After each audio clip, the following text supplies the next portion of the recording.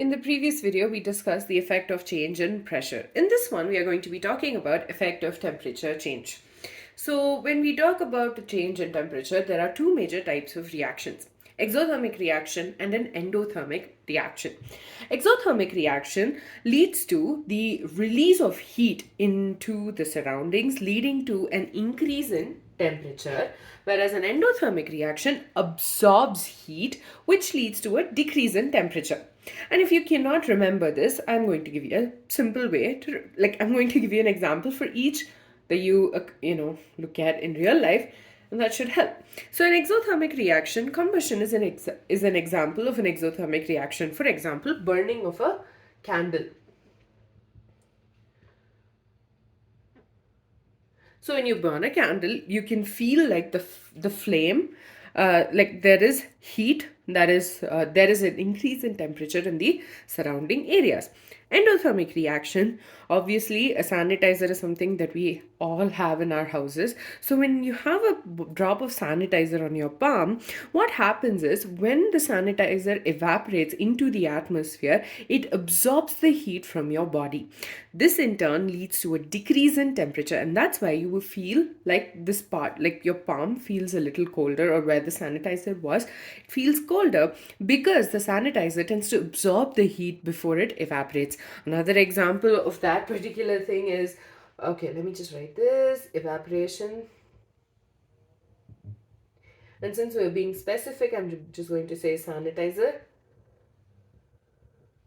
Another example is during winter, especially when the temperature is obviously are really low. After you take a shower, it becomes really cold because the water starts to evaporate. And that in turn leads to your body getting cooled down. So these are the two types of reactions: exothermic reactions and endothermic reactions. Um, so, when there is a change in temperature, obviously we will have to consider if a particular reaction is exothermic or endothermic. So, for an exothermic reaction, the sign of enthalpy is that is delta H is negative for an exothermic reaction, and delta H is positive for an endothermic reaction. Okay, and obviously, when there is a change in temperature, there will be a change in the value of Kc and the change in the rate of the reaction. Okay, so let's take an example. I'm going to talk about the example, and then we will discuss how the change in temperature affects the equilibrium. So we are obviously going to take something we've used so many times. It's not A plus B gives rise to C plus D, although that I do have that in my notes, but I thought this is better. So nitrogen reacts with 3H2 to give rise to 2NH3, which is also a gas. Now the delta H for this particular reaction is equal to minus 92.38 kilojoules per mole. Okay, now we are not concerned about the value of delta H. What I care about is the fact that it has a negative sign in front of it. So because of the negative sign, this means that the forward reaction, so delta H, the forward reaction is exothermic. Okay, I'm just going to say exo. And the backward reaction is going to be endothermic, which means in the forward reaction, there is going to be a release of heat. In the backward reaction, there is an absorption of heat, or in other words, in the forward reaction, there is an, okay, increase in temperature. In the backward reaction, there is a decrease in temperature. Okay, till now, from whatever we've understood, whenever there is a change in something happening, the equilibrium will like to oppose the change. Okay, now I'm going to tell you what happens when there is an increase or decrease in temperature. Okay, so when we increase the temperature, so when temperature is increased, okay, the equilibrium, what will it try to do? It will try to do the opposite of whatever just happened. So there is an increase in temperature, equilibrium hates it. So it will try to do the opposite, which is decrease in the temperature. So it will prefer to decrease the temperature, and our backward reaction prefers the decrease in temperature. So when the temperature is increased, there the equilibrium pushes the direction of the reaction in the backward direction, which means NH, there is more formation, like NH3 will get converted to give us nitrogen and hydrogen. Okay, now when the temperature is decreased, okay, temperature is decreased, equilibrium again hates it. So what it's going to do is it's going to oppose that change. And how does it do it? It does it by increasing the temperature. So in this case, forward direction is preferred. So basically what is happening over here is that the equilibrium is trying to make up for the temperature change, and it obviously depends on the nature of the reaction. So you can understand it in multiple ways, but what I'd like to say is that equilibrium is trying to basically overpower, I wouldn't say overpower, or make up for the change that has happened. When the temperature was increased, it didn't like it, so it tried to push for the decrease in temperature. It preferred the decrease in temperature just to minimize the effect of the increase. On the other hand, when the temperature is decreased, forward reaction is obviously preferred, because this increase in temperature will try and counteract the effect of the temperature that was decreased. Another thing I would like to say is that temperature, when the temperature is increased, equilibrium shifts such that the heat is absorbed, and when the temperature is decreased, equilibrium shifts such that heat is released. Okay, so here another thing. So in this case, we talked about the equilibrium, but there's one issue with the decrease in temperature. It makes sense, right? Like, okay, fine, we'll decrease the temperature and then the forward reaction takes place. That's fine. But when the temperature decreases, the rate of the reaction also decreases. And that is something that we do not want. That will in turn lead to a decrease in the product, the concentration of product formed, and so the reaction is not super advantageous. So we will talk about what is done instead. That is basically a catalyst is used in the next video. So we talk about how the effect of catalyst happens as well. But for now, basically for this reaction, nitrogen, hydrogen gives rise to ammonia. The delta H for this reaction is negative, which means the forward reaction is exothermic and the backward reaction is endothermic. When the temperature is increased, the equilibrium tries and opposes that change, so it prefers the backward direction, whereas the temperature, when it's decreased, the equilibrium tries to oppose that change, and so it prefers the forward direction. However, the change in the temperature will lead to the decrease in the rate of the reaction. Because the gas molecules will start slowing down, the rate of the reaction will decrease.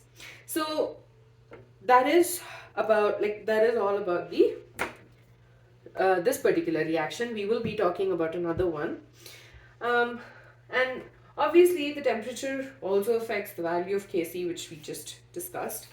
So in the next example, we are talking about deionization of NO2. NO2 or nitrogen dioxide. So 2NO2, that is nitrogen dioxide, gives rise to N2O4, which is dinitrogen tetroxide. Okay, and the delta H for this particular process is minus 57.2 kilojoules per mole. Okay, now basically nitrogen dioxide is prepared. So we get nitrogen dioxide when concentrated HNO3 reacts with copper turnings This is not a balanced chemical equation. So this gives us nitrogen dioxide. So when nitric acid concentration, concentration nitric acid, concentrated nitric acid reacts with copper turnings, it gives us nitrogen dioxide. Now this nitrogen dioxide does not want to sit as it is. So what it does is it exists in both nitrogen tetroxide, and it forms, there's an equilibrium that exists between these two.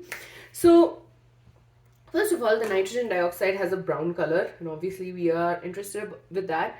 And however, this is colorless. Okay, now what we're doing is we will have two test tubes.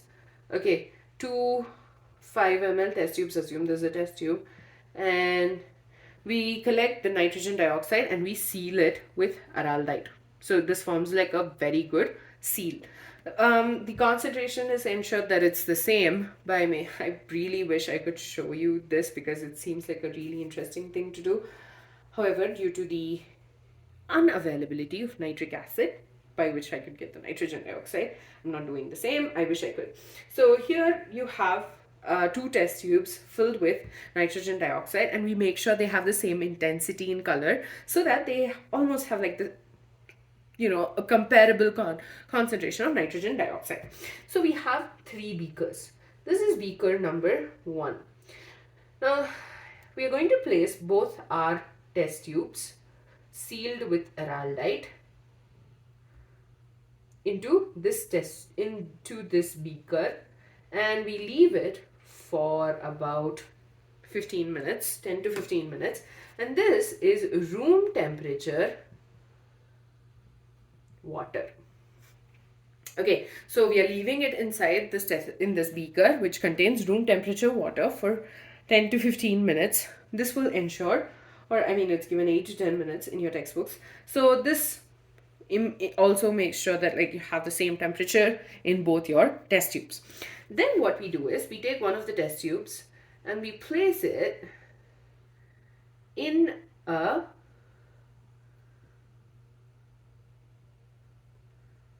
ice bath, or like a freezing mixture, which means the temperature is decreasing.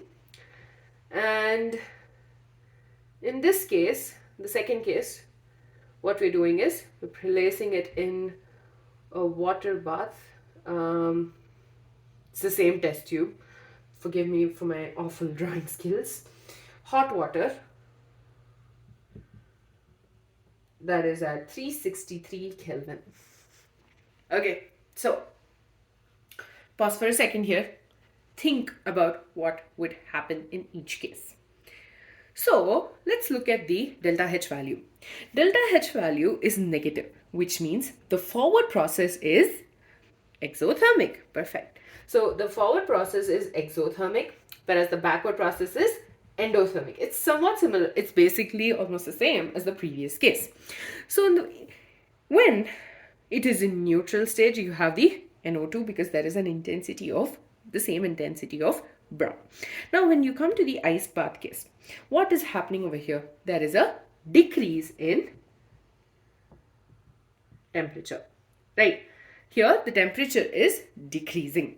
So what does the equilibrium like to do? It hates it. So what will happen is the brown color starts getting converted to colorless. This is because the forward reaction is preferred. What will happen? The brown is going to get converted to colorless because the forward reaction is preferred, because the equilibrium hates the fact that we decrease the temperature. So it is making up for that, and so it prefers the exothermic process. So it goes from brown to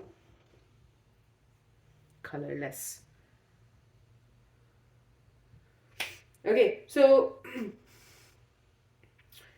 here there is a intensity, the intensity of brown decreases. Actually, I shouldn't have written brown to colorless. I'm just going to say intensity of brown decreases because the forward direction reaction is preferred.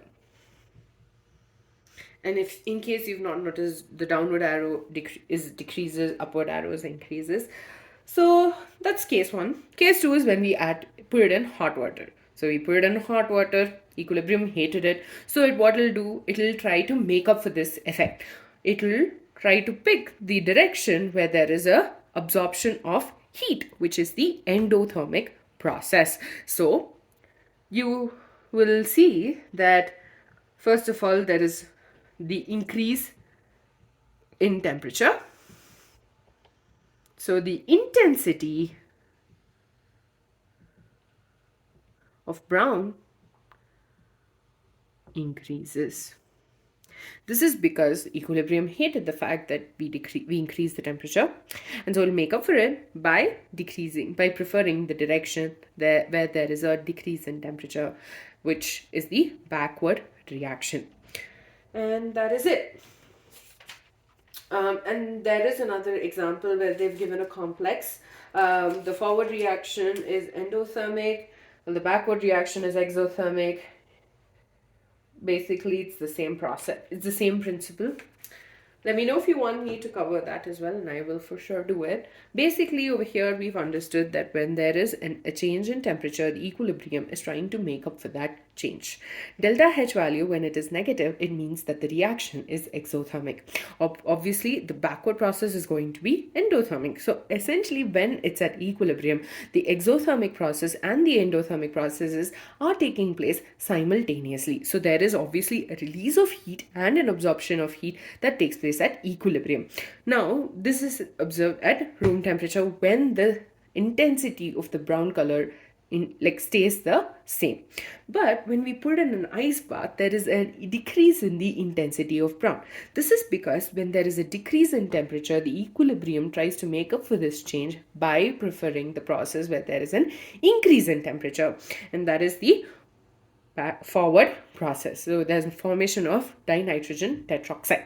On the other hand, when the temperature is increased, the intensity of the brown also increases because the equilibrium tries to make up for the change by preferring the endothermic process, and that's the backward reaction, and so there is an increase in the intensity of the brown. So basically, equilibrium hates what we're doing. It tries to make up for that by doing the opposite of what we do. And I hope that made sense. And if it did, do let me know. If it didn't, also let me know. And I would be free to, I would definitely help with the same. In the next video, we are going to be talking about effect of catalyst. And that's pretty interesting. Oh, interesting.